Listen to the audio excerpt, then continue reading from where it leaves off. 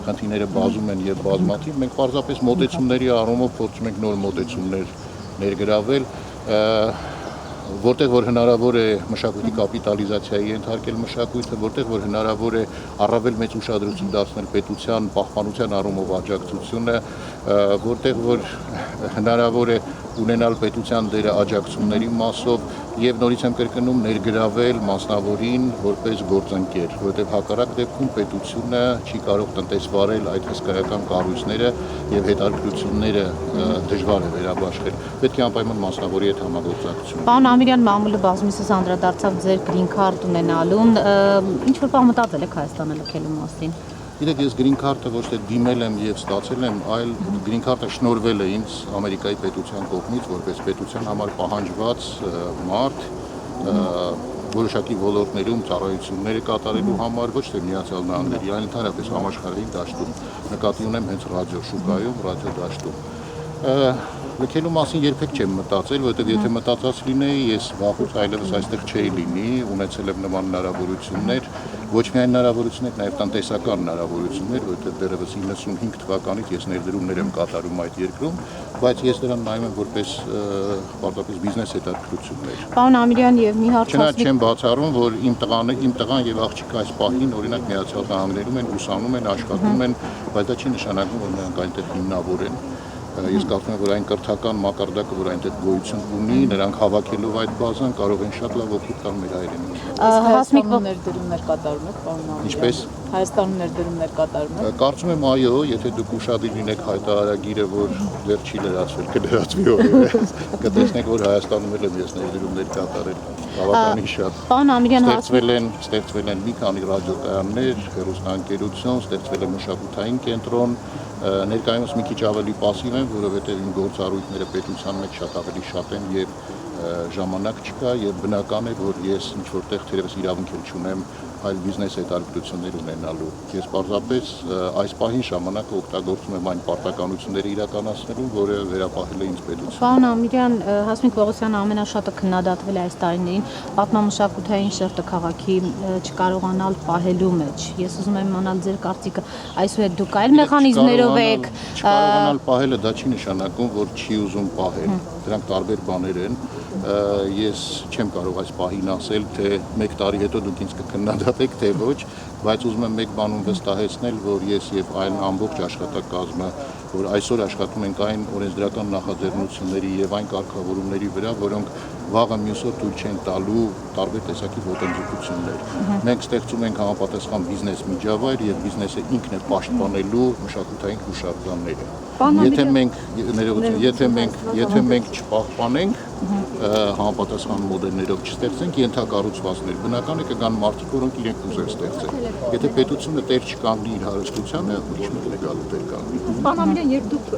մշակույթի նախարար չէիք, ամեն ինչ շատ ձեզ ինչն էր վրդովեցնում հենց մշակույթի ոլորտում չկատարվող կամ կատարվող երևույթների մասին, այդ հուշարձանների մասին եւ շատ այլ աշխատանքներ, որոնք չեն կատարվել։ Ամենաշատը ձեզ ինչն էր մտահոգում, ինչից է դժվար։ Այն մտահոգում թերևս ոչ թե վրդովեցնում, որովհետև վրդովելով որևէ հարց չի կարելի լուծել։ Իսկ մտահոգելից իհարկե մտահոգելը մեր մշակութային այն միջավայրը, որ մենք ստեղծել ենք այսօր մեր հասարակության համար, այն երաժշտությունը, որ հրամցվում է մեր երեխաներին, այն ներկայացումները, այն հեռուստասերիալները, որ հրամցվում են մեր ընտանիքներին, ես կարծում եմ սրանք շատ արագ լուծումների կարիք ունեն, շատ արագ պետք է վերատեսության ենթարկել, հանրության պատկերացումները պետք է վերատեսության ենթարկել, այստեղ է լուծման բոլոր խնդիրները թաղված։ Հասմիկ Պողոսյանը վերջին նրա մասին ամենաշատ գրված եւ քննարկված թեման այն էր, որ Մադագասկարի հետ պայմանագիր էին կնքել համագործակցության։ Կան այնպիսի էկզոտիկ երկրներ, որոնց հետ դուք եք կցանկանայիք համագործակցության պայմանագրեր կնքել։ Գիտեք, ցանկացած պետության հետ համագործակցությունը դա շատ լավ է, նույնիսկ Մադագասկարի հետ, ինչու ոչ, եթե կան իսկապես մշակութային առավելություններ մեր համար, որ կարող ենք մենք մաքսիմալ օգուտ կրավել դրանից։ Եվ խնդրում եմ այսուհետ մի փորձեք համեմատել, որովհետև Հասմիկ Պողոսյանը նախ իմ ընկերն է, եկեք մեկ անգամ արձանագրենք, եւ Հասմիկ Պողոսյանը նորից եմ ուզում կրկնել ֆունդամենտալ աշխատանք է կատարել։ Մենք այսօր, ես այսօր փորձում եմ պարզապես զարգացման վեկտորները փոխել։ Խնդրում եմ վերջ տանք այդ համեմատությունը։ Այլ համեմատություն չենք անում, չէ, այլ Խոսենք ապագայի մասին։ բայց մի հատ անցյալին գնահատական նոր տանք նոր գնանք, էլի օրինակ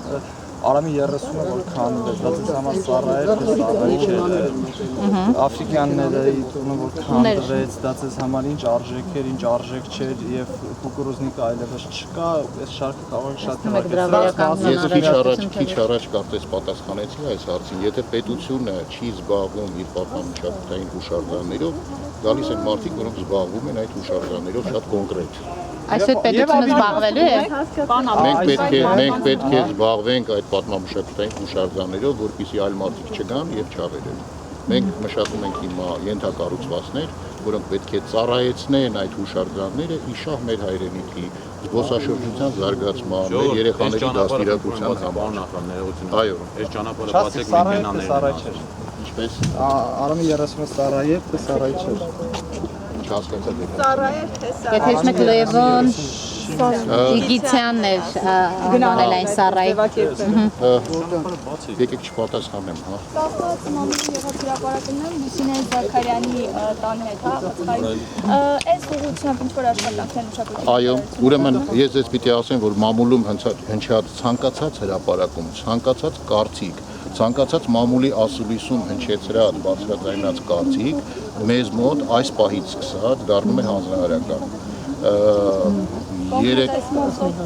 Երեք չի առաջ օրը ասուլիս էր, որ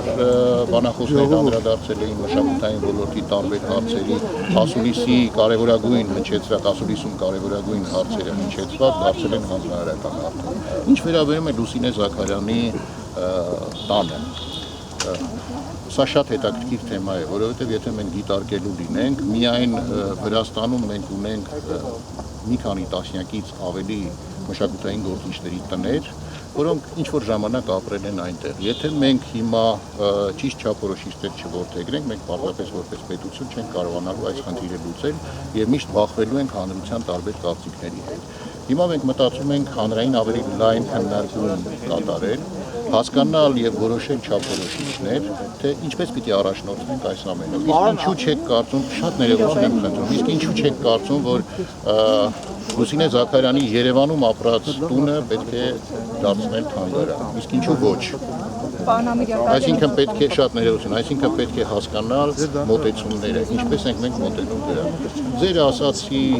մեջ կա ճշմարտություն, այո, շատ կարծիքի մեջ Լուսինե Զաքարյանն ապրել է այդ տանը։ Եթե չեմ սխալվում, այդտեղ է ապրել, այդ տարածաշրջանում է ապրել նաև Կարլ Խաչմանյանը, մեր շատ մշակութային գործիչներ։ Ինչպես վարվել այս խնդրի հետ։ Ես դեռ դրա պատասխանը չունեմ։ Հավատացեք, բոլոր հարցերը պատասխաններ կունենան, երբ որ մենք շահագրգիռ քննարկումներ իրականացնենք դաշտում գործող կամ ներկա բոլոր շահագրգիռ կազմակերպությունների։ Ավերակների վերածվել Արամ Մանուկյանի տունը, չեք պատրաստվում վերանորոգել, սարքել հուշարձան,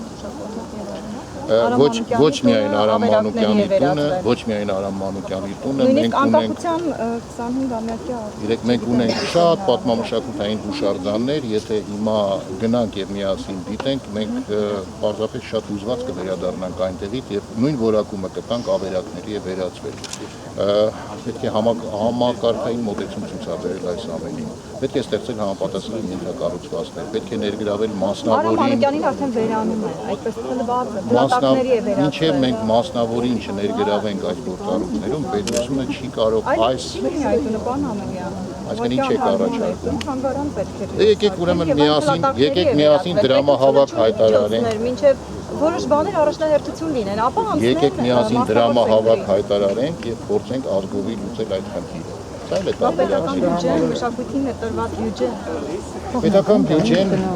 հիմա ես նայում եմ պետական բյուջեի ծախսային մասերը եւ տարվա կտրվածքով արդեն բոլոր ծախսային հոդվածներով ծախսումներն արված են։ Հիմա եթե ես ձեզ խոստանամ, որ այս պահին ես Արամ Մանուկյանի տան հարցը կարող եմ լուծել, ես պարզապես ես խափած կլինեմ։ Ես չեմ ուզում ստել ոչ մեկին եւ ուզում եմ շատ իրատեսական լինել։ Կարելի է հարցերը հնչեցնել եւ օդում կախել, բայց լուծումները չունենալու դեպքում որևէ մեկը